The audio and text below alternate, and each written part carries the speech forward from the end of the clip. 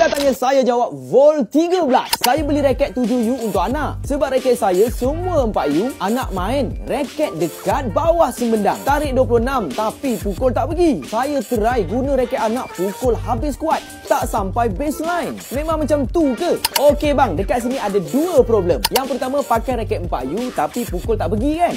Okey, yang ini mungkin tension tak sesuai. Cuba try 25 pound ataupun 24 pound. Problem yang kedua, pakai raket anak berat 7U, pukul tak sampai baseline. Ini disebabkan raket tu ringan dan raket tu tak ada momentum yang berat untuk membantu shuttle tu pergi. Okey bang? Abang, macam mana nak tahu raket ori dengan yang tak ori? Ini senang je.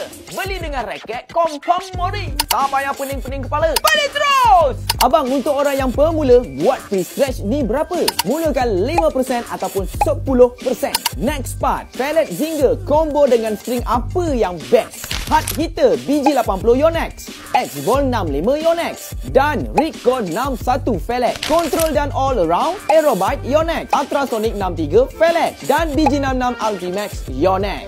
Nak tahu beza gaya permainan Abang Riza dan Man Jawa? Okey, kalau saya lebih kepada front court dan all around. Kalau si Man Jawa tu lebih kepada back court player. Dia ni kalau review semua raket, mesti kontrol padu lah, swing laju lah, smash letup lah.